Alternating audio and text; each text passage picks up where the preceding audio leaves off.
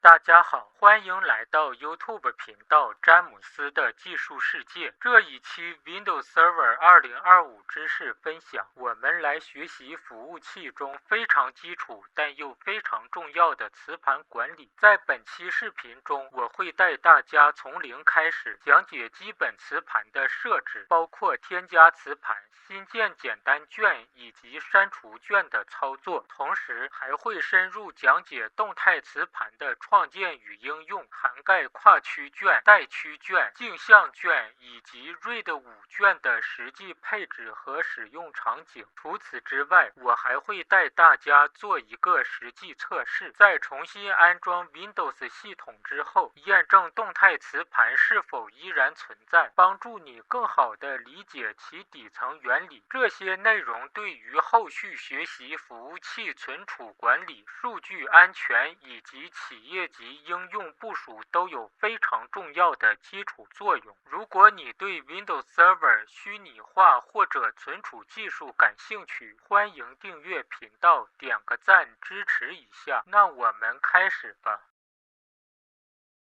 操作系统第一次安装完成之后，磁盘类型默认是基本磁盘。从 Windows 8和 Windows Server 2012以后的系统里，默认支持的是 GPT 分区表，而不是早期的 MBR 分区表。早期的 MBR 分区表对单个磁盘最高容量支持到 2TB， 超出 2TB 以上的磁盘很难识别。随着时代发展，磁盘容量越来越大，新版本的 Windows 可以支持更大容量的磁盘，所以新版本的 Windows 默认支持 GPT 分区表。MBR 分区表支持4个主分区或者是3个主分区加上一个扩展分区。GPT 分区表最多支持128个主分区。由于 GPT 分区表可以支持更多的主分区，所以不需要创建扩展分区。由于测试环境是在 VMware Workstation Pro， 在 Windows Server 2025的虚拟机里添加磁盘，操作之前 Windows Server 2025不要启动。此视频讲解的内容有基本磁盘的设置、动态磁盘的创建、测试动态磁盘是否存在。在此视频教学中，会一次性添加3个磁盘，不管是基本磁盘还是动态磁盘的教学，节省时间，避免分成多次添加磁盘的操作。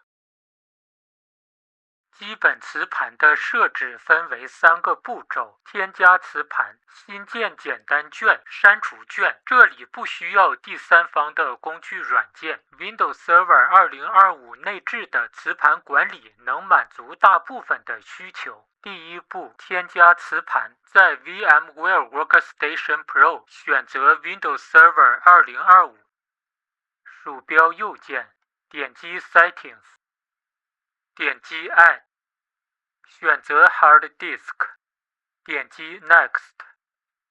在 Virtual Disk Tab 中，默认不做改变，点击 Next。 在 Disk 中，选择 Create a New Virtual Disk， 点击 Next。在 Specify Disk Capacity 页面，可以自由调整磁盘容量大小，默认是60GB。如果设置更大的容量，这个虚拟磁盘文件会占用更多的物理磁盘空间。记得选择 Store Virtual Disk as a Single File， 这样的虚拟磁盘文件不会划分成很多的小文件，便于管理，甚至方便移动磁盘文件。点击 Next。 在 Disk File 中，如果虚拟机文件所在的磁盘有充足的空间，储存位置保持默认，点击 Finish。 添加剩余的2个磁盘，重复之前的操作。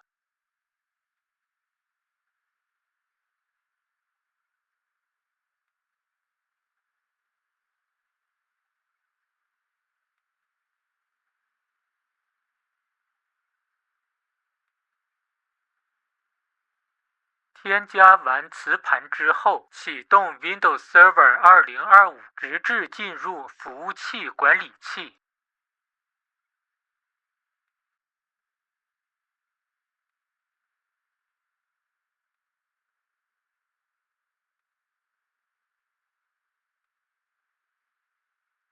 第二步，新建简单卷。新建简单卷需要做哪些事情？比如给磁盘分配容量大小，分配驱动器号，磁盘格式化为 NTFS。我个人的想法很简单，磁盘不建议分区。磁盘分区之后，看似数据存储有明确的分类，实际上浪费了很多剩余的存储空间。所以这里不演示通过分配容量大小来决定磁盘有多少个分区。磁盘一定要格式化为 NTFS。NTFS 对单个文件拷贝没有容量限制，拷贝文件时不会提示文件太大，导致无法写入。不管是 Windows 11还是 Windows Server 2025，在安装的过程中，默认将磁盘格式化为 NTFS， 这也是新操作系统所提倡的。在服务器管理器点击工具，点击计算机管理，点击磁盘管理。此时会提示虚拟机添加的磁盘未初始化，默认选择 GPT 和全部的磁盘。点击确定。磁盘1、磁盘2、磁盘3已完成初始化，剩下的事情为磁盘分配容量、分配驱动器号、格式化为 NTFS， 这些都是通过新建简单卷一次性完成的。以磁盘1为例，鼠标移动到磁盘1，鼠标右键，点击新建简单卷，在向导页面点击下一页。在分配容量的页面，磁盘容量不做改变，点击下一页。在分配磁盘驱动器号的页面，默认不做改变，点击下一页。最后一步是格式化分区，文件系统不做改变，集中卷标可以更改名称，通过修改名称用于标记磁盘储存的是什么样的数据。不过这个不是很重要，记得选择执行快速格式化。点击下一页。这个页面是确认信息，没有问题，点击完成。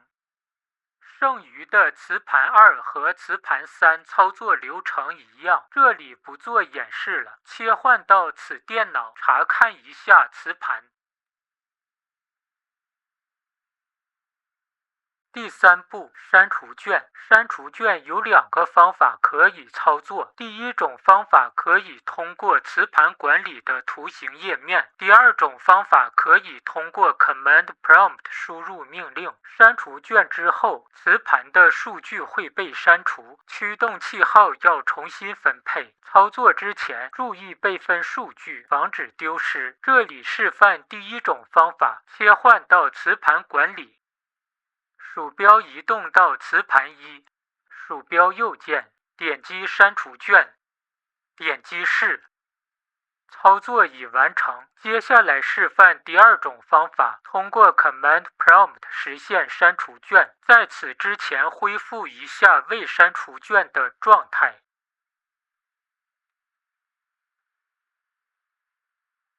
切换到 Command Prompt。输入命令 diskpart 进入内置的磁盘管理工具。输入命令 listDisk 确认本机有多少个磁盘。输入命令 selectDisk1 选定磁盘1。最后输入命令 clean。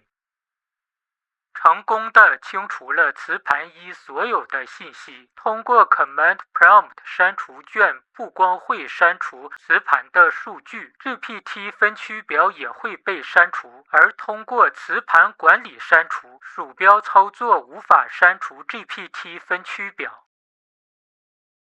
基本磁盘只是个基础，适合于大部分的 Windows 系统。什么样的情况下需要动态磁盘？当局域网内有很多 client 电脑同时访问 Windows Server 2025，如果只配置基本磁盘的话 ，Client 电脑访问共享文件时响应速度会很慢，而动态磁盘可以很好的解决这个问题。它能让所有磁盘的接口传输速率叠加，所有的磁盘同时并行工作，读取和写入速度会大幅提升。这些都是 Windows 内置的功能。之前基本磁盘的教程中已在虚拟机添加3个磁盘，无需重复操作。创建动态磁盘的内容有：转换到动态磁盘、新建跨区卷、新建带区卷、新建镜像卷、新建 RAID 5卷。转换到动态磁盘是新建跨区卷、带区卷、镜像卷、RAID 5卷的前提。转换到动态磁盘有2种方法，第一种方法可以通过磁盘管理的图形页面，第二种方法可以通过 Command Prompt 输入命令。先演示第一种方法，在磁盘管理的图形页面，鼠标移动到磁盘1，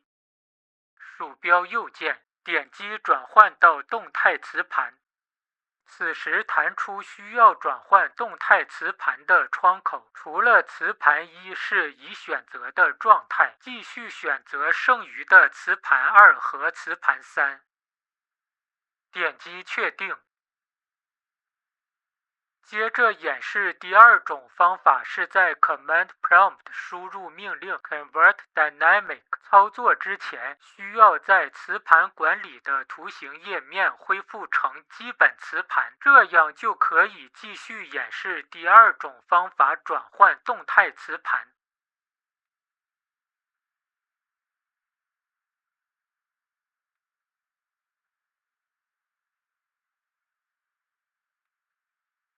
切换到 Command Prompt， 保持进入 DiskPath 状态。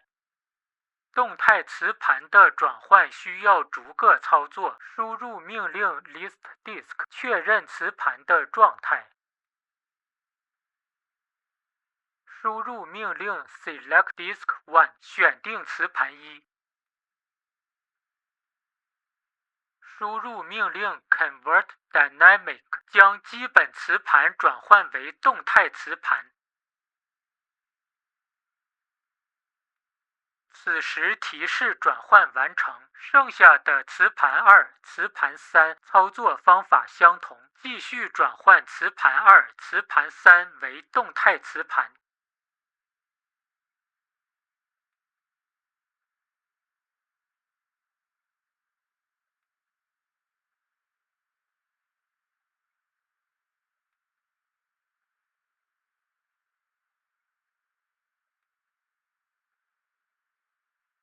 转换完成后，最后输入命令 listDisk 确认磁盘1、磁盘2、磁盘3都已经转换为动态磁盘。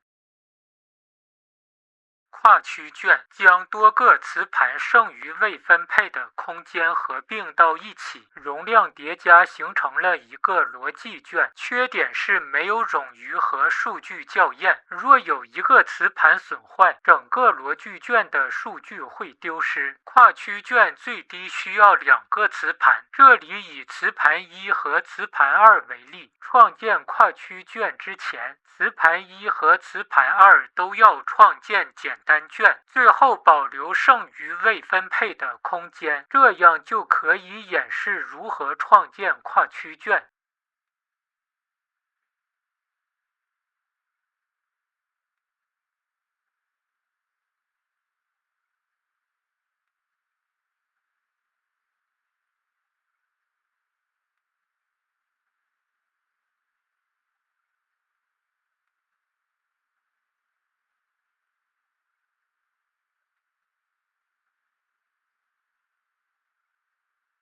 鼠标移动到磁盘1未分配的空间，鼠标右键，点击新建跨区卷。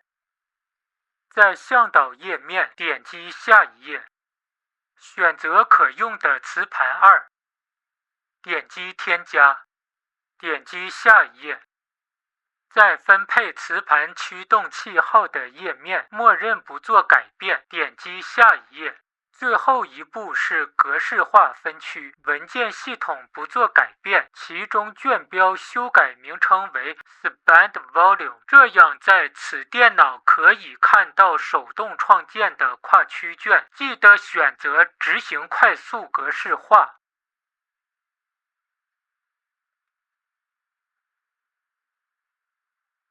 点击下一页。这个页面是确认信息，没有问题，点击完成。完成后，看到了磁盘1和磁盘2未分配的空间显示为同一个颜色，驱动器号是相同的，说明操作成功，已经形成了一个逻辑卷。切换到此电脑，可以看到显示名为 Spanned Volume 的磁盘。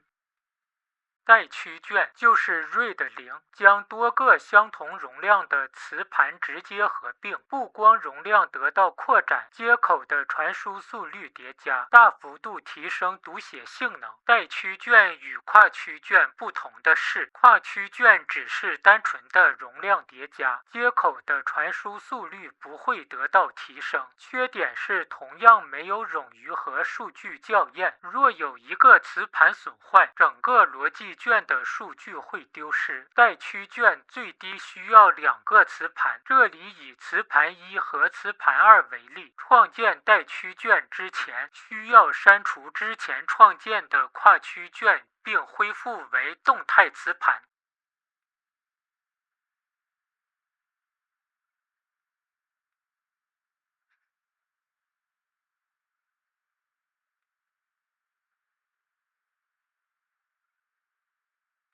鼠标移动到磁盘1，鼠标右键点击新建带区卷，在向导页面点击下一页，选择可用的磁盘2，点击添加，点击下一页。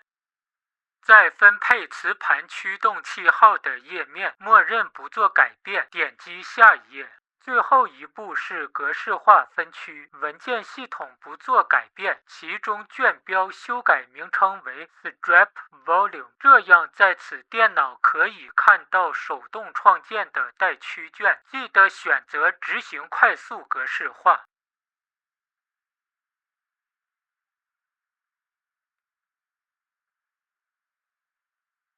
点击下一页。这个页面是确认信息，没有问题，点击完成。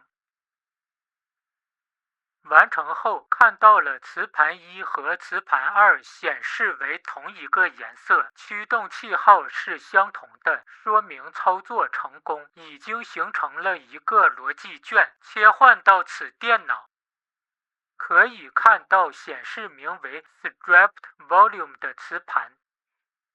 镜像卷就是 RAID 1，镜像卷是将2个磁盘同步写入相同的数据，一旦有一个磁盘物理损坏，会自动读取另一个磁盘的数据，直至将故障的磁盘替换完成。缺点也很明显，不支持物理扩充磁盘容量，空间利用率低，在操作系统里只显示一个磁盘的容量，另一个磁盘是作为备份用途。镜像卷最低需要2个磁盘，这里以磁盘1和磁盘2为例，创建镜像卷之前，需要删除之前创建的带区卷，并恢复为动态磁盘。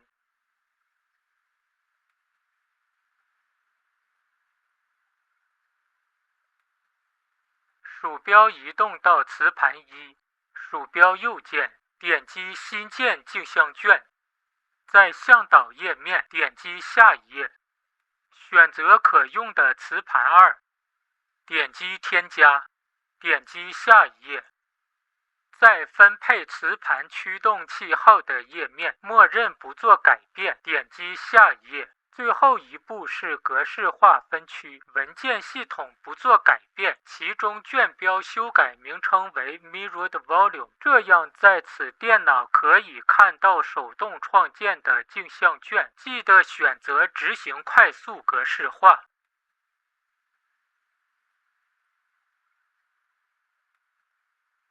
点击下一页。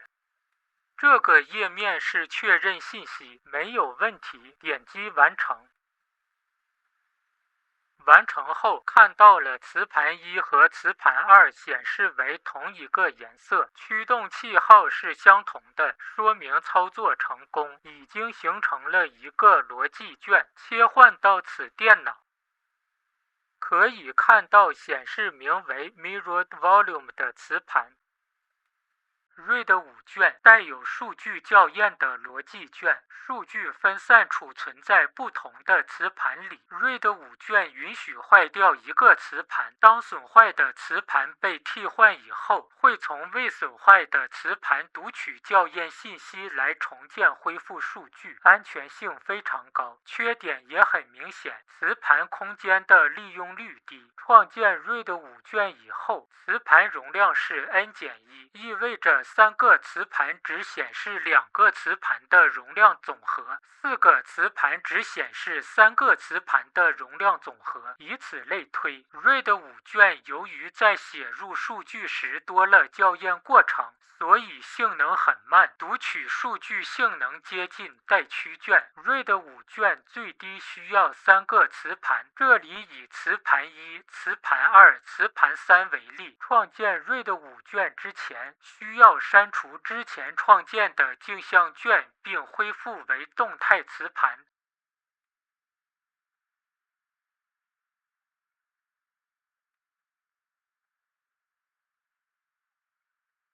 鼠标移动到磁盘1，鼠标右键点击新建 RAID 5卷，在向导页面点击下一页，选择可用的磁盘2、磁盘3，逐一点击添加，点击下一页。在分配磁盘驱动器号的页面，默认不做改变，点击下一页。最后一步是格式化分区，文件系统不做改变，其中卷标修改名称为 RAID File Volume， 这样在此电脑可以看到手动创建的 RAID 5卷。记得选择执行快速格式化。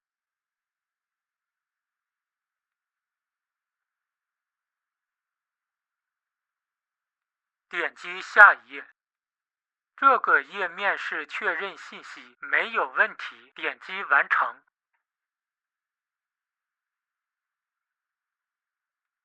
稍等片刻，等待重新同步完成。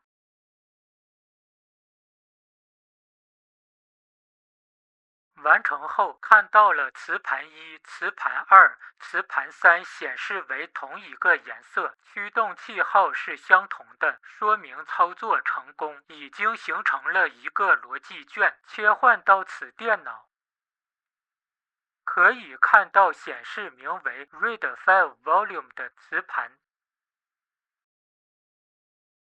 经过学习基本磁盘的设置和创建动态磁盘，适合用于普通的电脑。接下来测试一下虚拟机重新安装 Windows 之后，之前创建的动态磁盘是否存在。这里不具体讲解 Windows 的安装过程，视频会加速处理，耐心看完。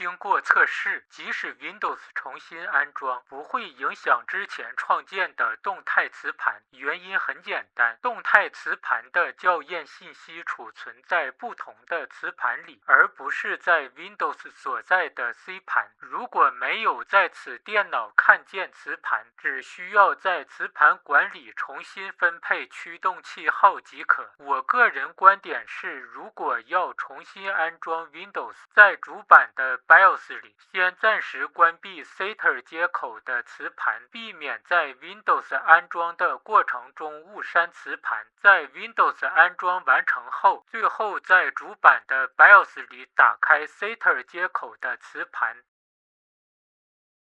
此视频的磁盘管理教学不光适用于 Windows Server 2025，同时也适用于 Windows 11。如果是普通电脑，我个人推荐带曲卷、镜像卷。带曲卷的优点是性能高，磁盘容量大，适合长期储存游戏、影视作品、各种素材文件等；而镜像卷适合有重要的数据互相备份，对存储容量和性能没有要求。如果是服务器电脑，推荐 RAID 5卷。在局域网内会有大量的 Client 电脑访问共享的文件，磁盘物理损耗比较高，有能力的朋友可以购买服务器电脑。服务器电脑默认配置硬件的磁盘阵列卡，磁盘阵列卡拥有独立的 CPU， 可以创建更多的 RAID 种类。创建的 RAID 不依赖于操作系统，减少操作系统运行压力。